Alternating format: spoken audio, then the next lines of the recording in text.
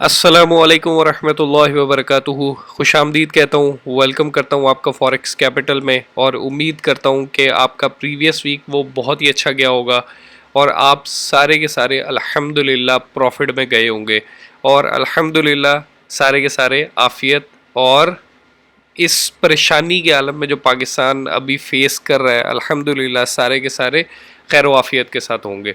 तो आए आज के वीकली एनालिसिस को स्टार्ट कर लेते हैं। वीकली एनालिसिस को स्टार्ट करने से पहले फॉरेक्स फैक्ट्री की न्यूज़ को चेक कर लेते हैं। न्यूज़ में मंडे वाला दिन 12 आप लोगों को बता चुका हूँ कि काफ़ी ज़्यादा हैट्रिक डे होता है, जिसके अंदर जितनी भी वीकेंड में जितनी भी न्यूज़ ब्रेक हुई होती हैं और सारा का सारा जो इम्पैक्ट है वो सारा का सारा आप मंडे में देखने में मिलता है। उसके बाद सबसे जो इम्पोर्टेंट है, ये पता नहीं इसको मीडियम इम्पैक्ट न्यूज़ पता नहीं क्यों मार्क की है फॉरेक्स फैक्ट्री ने, एफओएमसी मेंबर की स्पीच है और ये स्पीच काफ़ी ज़्यादा इम्पोर्टेंट है। ये थोड़ी सी इम्पोर्टेंट नहीं है, काफ़ी ज़्यादा इम्पोर्टेंट है और इसमें जाहिर सी बात है वो बार बार वही वाली बातें करेंगे। इंटरेस्ट रेट को इंक्रीज़ करने की बात करेंगे, 75 बेसिस पॉइंट की बात करेंगे और इन्फ्लेशन की बात करेंगे। जाहिर सी बात है उसके ऊपर कोई भी पॉजिटिव कमेंट जो है वो मार्केट को बूस्ट कर सकता है और इंशाल्लाह ताला वो बाकी सारी की सारी चीज़ें मैं चल के चार्ट में डिस्कस करूँगा। उसके बाद CPI month on month euro, उसके बाद ट्यूसडे वाला दिन जो है वो सीबीआई कंज्यूमर कॉन्फिडेंस, उसके बाद जॉब्स ओपनिंग। तो ये भी काफ़ी ज़्यादा इम्पॉर्टेंट है। अगर ये डाटा अच्छा आ जाता है तो ये काफ़ी पॉजिटिव इम्पैक्ट क्रिएट करेगा यूएसडी के ऊपर, इंडेक्स के ऊपर। उसके बाद वेडनेसडे वाला दिन आ जाता है। वेडनेसडे वाला दिन CPI flash estimate year on year, euro का डाटा है और उसके बाद एफओएमसी मेंबर की स्पीच है। उसके बाद ADB non firm employment change increase कर रहे हैं। जाहिर सी बात है ये अगर ये नंबर इसी तरह इंक्रीज़ वाला आ जाता है तो इट्स वेरी पॉजिटिव फॉर, यानी कि इसको कह लें कि मार्केट 110 को तो फिर लाजमी छू जाएगी। उसके बाद आ जाते हैं थर्सडे वाले दिन। थर्सडे वाले दिन को इतनी ख़ास न्यूज़ नहीं है, स्विस की है सीपीआई मंथ ऑन मंथ। ये बहुत कम लोग हैं जो स्विस के ऊपर ट्रेड करते हैं, यूएसडी सीएचएफ के ऊपर बहुत कम लोग ट्रेड करते हैं। अगर किसी का दिल हो तो ये पॉजिटिव आने के चांसेस हैं। अगर ये पॉजिटिव आते हैं तो इनकी स्टेटमेंट आपने पहले सुन लेनी है कि ये स्विस की तरफ से स्टेटमेंट क्या आती है, स्विस बैंक की तरफ से। अगर कोई बैंक की तरफ से कोई पॉजिटिव स्टेटमेंट आ जाती है तो आप इसको बाय कर सकते हैं, काफ़ी अच्छा प्रॉफिट आपको गेन हो सकता है। उसके बाद आईएसएम मैन्युफैक्चरिंग पीएमआई यूएसडी का और फ्राइडे वाला दिन बहुत ज़्यादा इम्पॉर्टेंट है, बहुत ज़्यादा इम्पॉर्टेंट है और आप लोगों को मंडे और फ्राइडे को थोड़ा सा अवॉइड करना पड़ेगा ये जो कमिंग, क्योंकि बहुत सारी चीज़ें गोइंग ऑन है। एक ताइवान वाला मसला जो चल रहा है, उसके बाद कोविड, ठीक है, उससे अभी तक जो दुनिया है वो अभी भी पॉजिटिव उसमें नहीं आ सकी।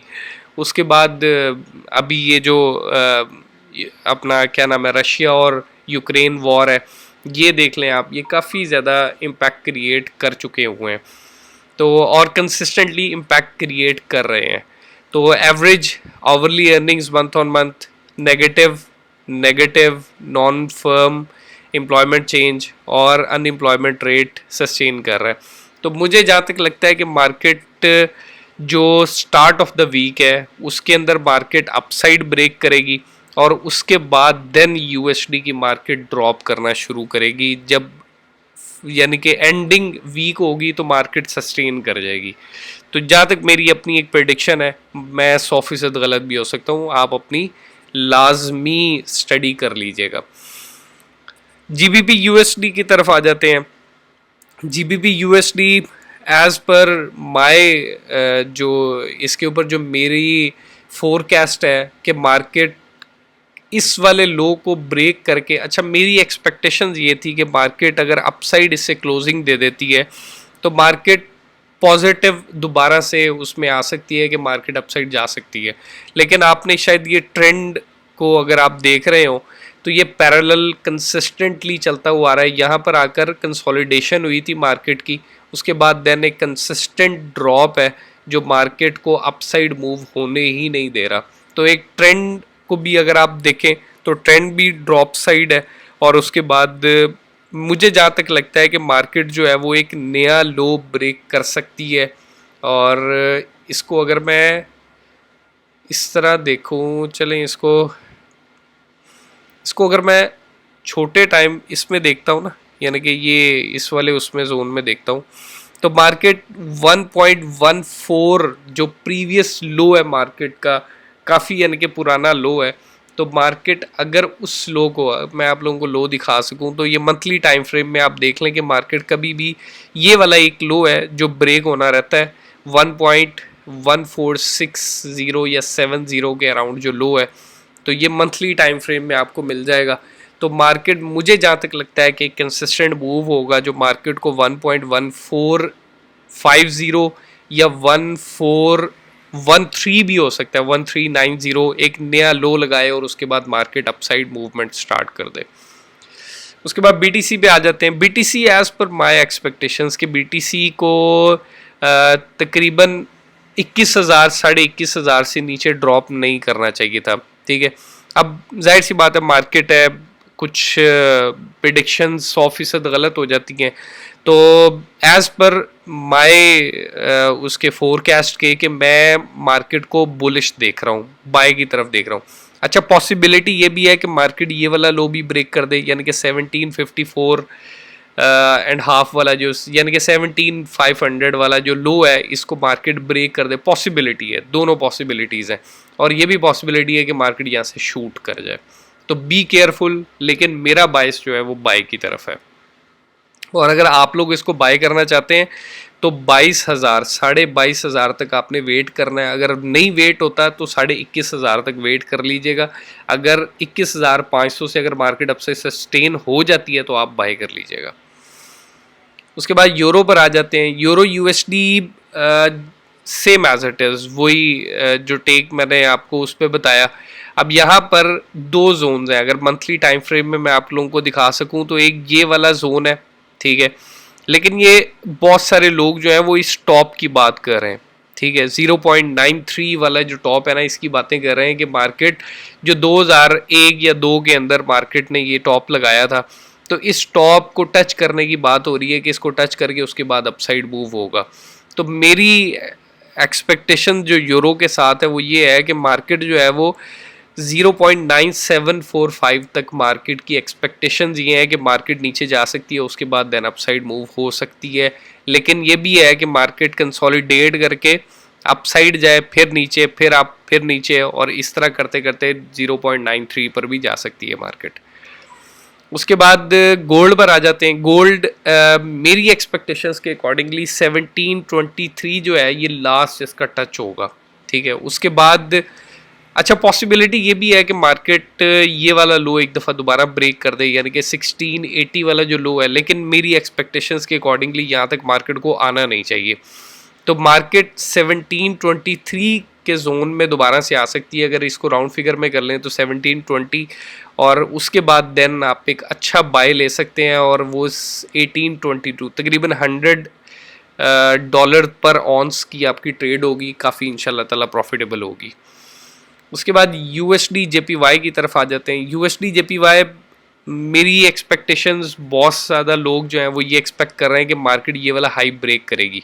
तो हमेशा एक चीज़ याद रखिएगा कि जब भी मार्केट जो है वो स्लोली इन लोज को ब्रेक करती हुई आए, लेट्स सपोज मार्केट अपसाइड गई, फिर नीचे आई, ये वाला लो ब्रेक कर दिया, ये वाला लो ब्रेक कर दिया, फिर हल्की हल्की नीचे आई, फिर ये वाला लो ब्रेक कर दिया, इसका 110% मतलब ये होता है कि किसी भी टाइम पे मार्केट बुलिश होगी और मार्केट अपना हाई ब्रेक कर देगी। तो एक्सपेक्टेशन जो मार्केट से मेरी साइड से ये है कि मार्केट इस वाले हाई को ब्रेक नहीं करेगी, और मार्केट यहाँ से नीचे की तरफ आएगी, उसके बाद देन कंसोलिडेट करेगी दोबारा 137 पर, और उसके बाद 134 पर दोबारा से मार्केट चली जाएगी। तो लेट्स सी।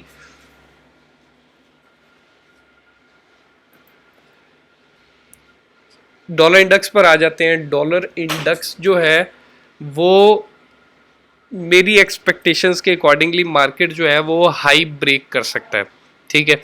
जो मैंने आप लोगों को यहाँ पर फॉरेक्स फैक्ट्री में जो चीज़ दिखाई, ठीक है, ये एक तो सीबी कंज्यूमर कॉन्फिडेंस यानी कि 97.4% एक्सपेक्टेड है, फोरकास्ट है। अगर ये आ जाती है तो मुझे जहाँ तक लगता है कि मार्केट नीचे की तरफ भी आ सकती है, ठीक है। पहले तो मार्केट का मुझे जहाँ तक लगता है कि मार्केट की कंसोलिडेशन एक्सपेक्टेड है और उसके बाद देन एक बूस्ट है।